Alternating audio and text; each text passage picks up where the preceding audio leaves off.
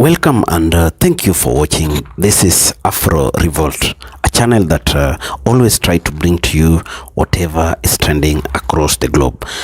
The issue of South Africa has for many times been unresolved, and if you see their debates, there is a kind of bitterness between the blacks and the whites, because the memories of the apartheid rule has never been erased in the minds of the blacks in South Africa. So in this video, there was a debate and a conversation why whites must be superior than the blacks, and also if an environment can be created where everyone feels belonging and the atrocities, or rather the ills of the past, are forgotten. So let us watch this and make a comment in the end. White people's pain as more important than black people's pain, right? Sinette? No, that's not true at all. You view us as thinking that our problems are more important, and then we think that you think that your problems are more important, and that's the problem that we have. And can I finish, please? Because you and I should have coffee, and then you can sort out your personal issues with me. I'm not denying that there are hectic problems in this country that need to be addressed, but we can also not deny the fact that very many of these problems are service delivery, maintenance problems due to cadre deployment, affirmative action, because people have been put into positions that they are not qualified to do, and the country is falling apart. Exactly. In this country, not fighting with each other and not pointing fingers. Why are we not in this together? I think the defining chord that runs through South African identity is the sense of exclusion. If you're poor and black, you feel excluded. If you're white and your ancestors were colonialists, you feel excluded. If you're multiracial, if you're colored, and your ancestors were slaves and colonialists, you feel excluded. Everybody in this country feels like they're being pushed out of the box of South Africanness. Our country was built on 350 years of systemic violence, misogyny, and the exclusion.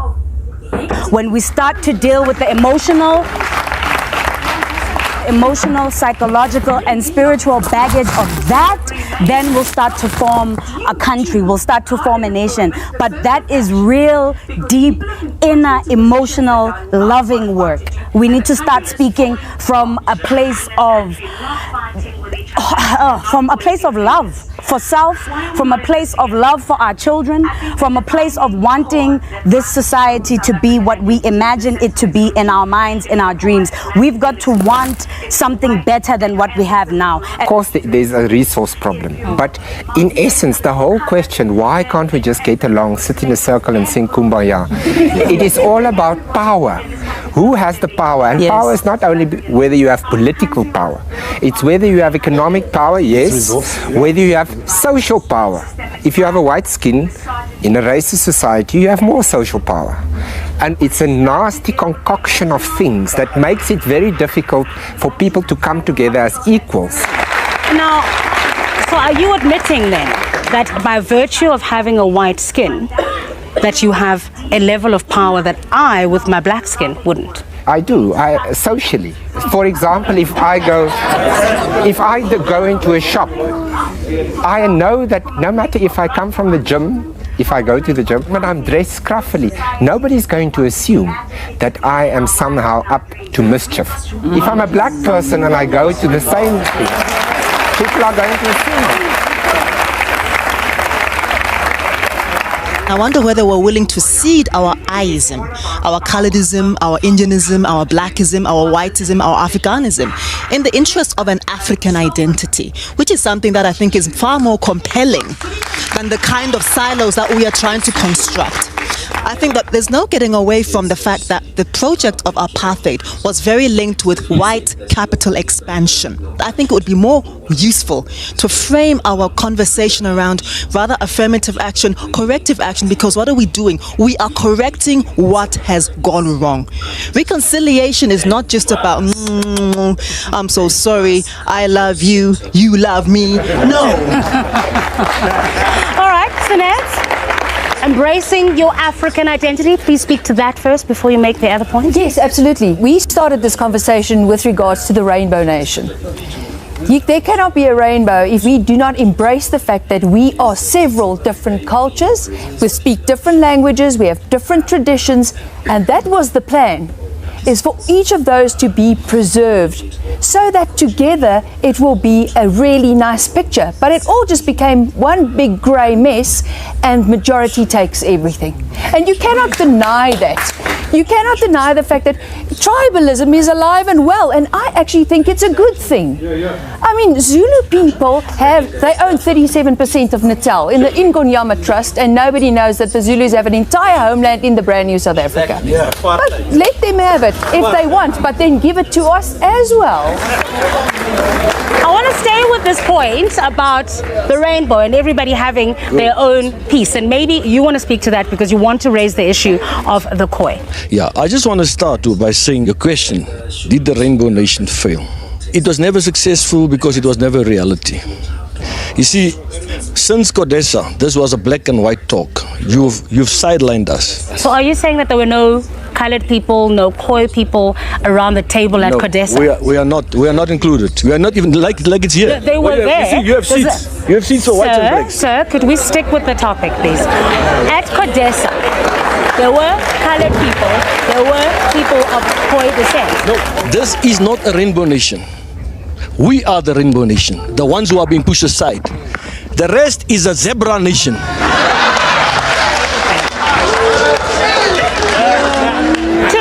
I want to go into our workplaces because we've talked about the insert specifically looked at your overt racism. But we're working in the same environments, right? We're all in the same offices. How are we interacting? Pretty negatively, unfortunately. I mean, after 20 years, one would have hoped there would have been more progress in terms of integration. You know, if I look back 20 years when we first started doing this work, there was definitely far more overt racism. I find it's now a far more covert thing. It's as if we can't talk about race, especially as white people. And until we have this discussion, especially in the workplace, until we negotiate and talk to each other, we're never going to build unity. This is our 20th year of democracy, and we're still hearing about me and my red October movement, and me and my little coloured thing. Why can't we be united? We need to educate each other. But isn't what Sinette saying is that she's talking about the rainbow, but she's saying everybody in there needs to have their own space, and she feels that they don't have their own space in Well, this I think that, we have so much space. As white people, we have benefited hugely, and we still benefit every day from apartheid. It's nonsense to say we don't. Part of what happens in these conversations, and I spent many years of my life working on gender issues and working as a gender trainer. And so you'd come and have a discussion about what men and women and how women have less power than men. The men in the room would say, but you're not acknowledging the places where you have improved. And it would make feminists, myself included, feel very defensive. But the reality is that if I am not able to acknowledge that as a black person who has one of the most fantastic educations in the world, has access and political networks, and walks into a room with confidence and will get the CEO position regardless of affirmative action, right? If I don't acknowledge that I have power, right, then we're not having an honest conversation. And then Sinette and my brother over here get upset because the reality is there has been an increase of some black people's power. There has been a new black elite that has formed. So should we then change the way that we do black economic empowerment, change the way that employment equity is done? Maybe. So me and you, who have already benefited, no longer benefit from what I'm saying. So I believe in affirmative action. Yeah. Okay. Because I'm also not. I'm not a black person who is so individualistic as to say my power and my access means that no one else must have. What I am saying is that a mature conversation on race also recognizes there are different types of power, and that there are shades and nuances in the conversation about power. And when I can accept my own privilege, that in a new South Africa, the cachet of being an articulate black person has a certain type of power, if I can accept that and acknowledge that, then I can have a conversation with Sinette because I've given a little bit of what she's talking about. And then I hope she can also hear me, right? You agree? very much with what she's saying. I think it's about owning the truth of your own story with all of its complexity.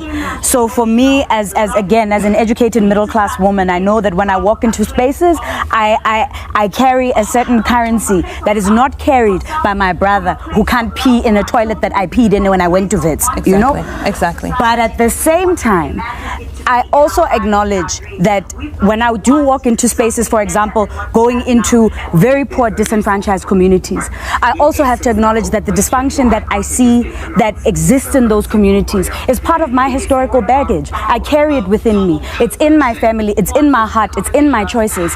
And what is worrisome is seeing people who own so much power in terms of land, in terms of resources, in terms of people you employ, in terms of the language that you've taken from these people and used to create a nation. You own so much power, but do you concede that? Do you acknowledge that? Do you own that? If you owned a little bit of that, it would be easy to come to the table with you. It would be easy to acknowledge death is death, pain is pain. I mean, there were 350 years of conscription in this country. It's only one generation of white men who didn't go into the military. How much pain exists in white families? I'd be willing to hear that more than I'm willing to hear that your pain is your pain only, because everybody in this room is carrying pain. But I don't believe the debate from our side. 20 years into this democracy, the debate from our side has never been to negate your pain, nor has it ever been about saying that we want back to where we came from. White people voted for this democracy. No, they didn't. Yes, they did. No, they didn't. Yes, they did. No, they didn't, Sissy. No, they didn't. Yes. A handful. Did you vote ANC in 1994? I'm not talking about the ANC. Please listen. In 1992, white people had a referendum to decide whether they're going to allow the vote. And we gave the vote because we thought that what was happening was yours wrong. to give. Do you acknowledge that? It was not your country to take in the first place, but we acknowledge the fact that you are here. We acknowledge that you are here.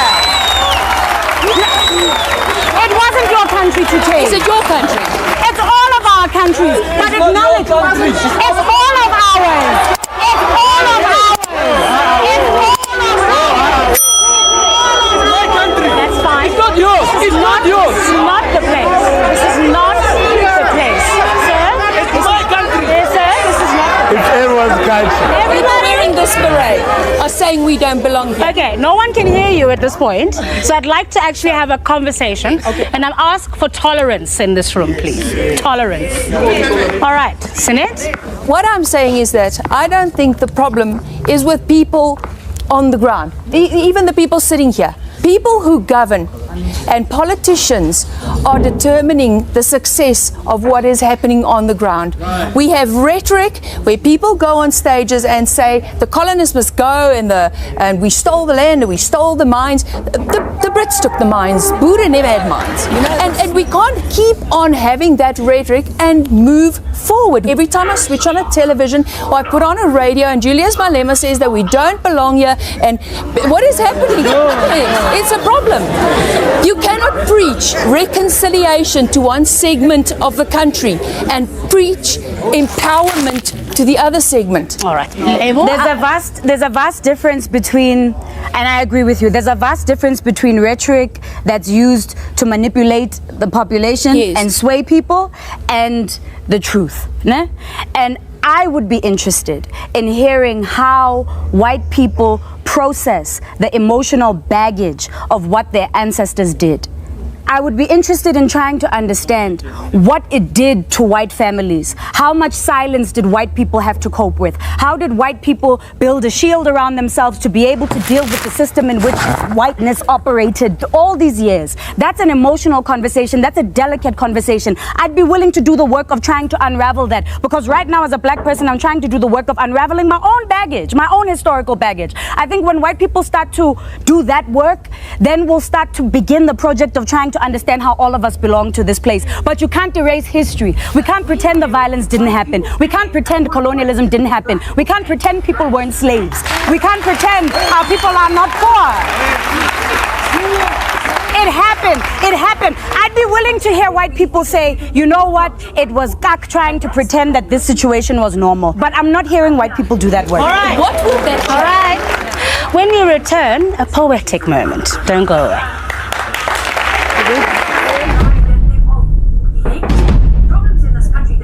South Africa is a fractured mirror, a paradox of schizophrenic selves who don't talk to one another, who coexist together but don't live with each other. And this is the time when you can become the greatest substance of your dreams, unless you live in a shack and don't speak English and don't know what this poem means. Tell me how it's possible for people who walk on gold to not know how to read. South Africa is an old-fashioned mutt who knows how to sing and knows even better how to cuss, who knows how to pray when she's about to run out of luck, who knows how to laugh really hard when the tears have run her into a rut, who knows that race is a farce because when the lights are off, everybody's...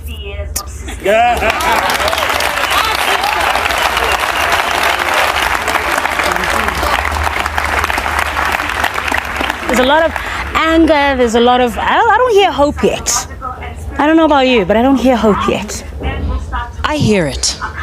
I hear it. Just us being here, having this conversation together, getting to a space that we need to get to as a nation, it will take a very long time. It's not child's work. For me to sit and listen to Sunette, listen to Pierre, listen to Sisonke and to Lebu, and hear the various voices and digest the message that comes from them, I feel pained. I feel their pain. But at the same time, I feel there's hope because we're talking about it. We put a plaster on a gunshot wound in this country. That's what we did. And that needs to stop. We need to talk to each other and then come to a space of understanding.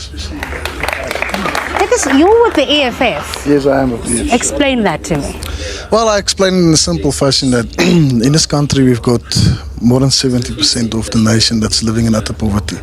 And if you go into the townships and especially in the squatter camps and you see how our children are living, we're talking about kids. We're not talking about black, white, color. We're talking about kids. So when I look at economic freedom fighters, we are looking at changing this country to bring it into a social system where there will be no class, where the state can take control and we can live in a society where everybody can be brought up to the same level. The thing of the Rainbow Nation that did not work, reconciliation can only work if we both reconcile.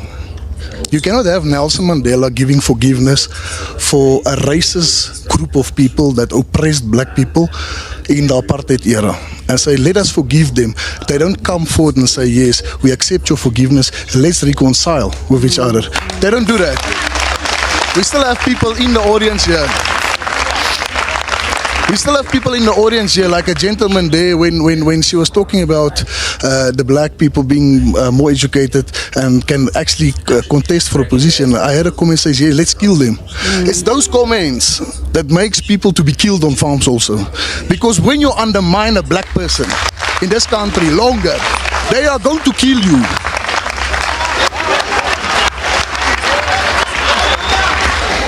I'm Whyt.e and I'm from the South African Domestic Workers Union. It's not about color. It's not about whether I'm a colored. It's whether I'm a human being. And I think we need to do that. Do you know the pain of a domestic worker? Do you know what it is to be isolated in the backyard of employers? To sit there when the employer go out with their beautiful cars and I remain in the backyard. I was there in the apartheid years. But one man came out and he forgave. And that time, when I was in the struggle, I did not say I was a colored. I did not say Mandela is black.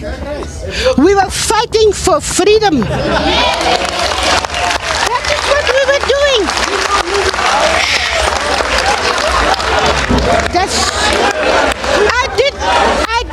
I did not classify myself as a colored. Ever in my life, I always wish that South Africa comes to the realization that there's need for moving forward. The apartheid system wasn't that pleasing, but you know, as time we have to forget the past and forge ahead through a united nation that is ready to build itself, regardless of the differences that we have in terms of race, languages, and even other factors that divides us. Now, as you know that even in America, the black Americans found themselves in America. That was through slavery, and they have formed part and parcel of America. There is no point that we can say now that these people should come back to Africa. Where are they going to? Yet they have known that America is their home over time. The same thing applies to South Africans. It is high time South Africans realize that even though the whites were part of these atrocities and apartheid system, apartheid rule that led to loss of lives and even diminished standards of lives for the blacks, we have to say that enough is enough of these divisions. We have to sit together and reason out and forge a way forward on how we can live together in this diverse society and diverse cultural beliefs. They have to formulate ways whereby everyone feels part and parcel of South Africa. What is creating all these problems? That is where they should start from and draw a long-term plan of integrating every difference and ensuring that they become one nation whereby there is no discrimination based on race, and everyone wants to or have that feeling of belonging. That is what I always hope South Africa can do. And as you know, South Africa is one of the best countries in Africa and one of the most developed countries in Africa. In fact, it ranks at #1 in terms of development. So they have to show by example. They have to fight this menace of disunity and discrimination that has always been even rocking their parliament. I know people like Julius Malema, who is also a strong Pan-Africanist, would wish to see out these white men. But do you know that these people have been part of you? The only thing you can do is to tell them or to create a system where everyone feels equal and no one is discriminated. If a white discriminates you, tell them that no, this is not the way out. It is time to preach unity, and it is time to move together as one, because we are all one human race. That is the message we are bringing today. So if you are having your opinion, I'm asking you to hit our comment section and tell us if this is what should happen, or give us what you feel should take place in South Africa, because all we need is a united race and countries growing together in unison without any division. Also, if you're watching us for the first time, kindly hit our comment section, or rather subscribe to this channel, so that when we bring another video, you'll get a notification about it. Now, thank you, and may God bless you.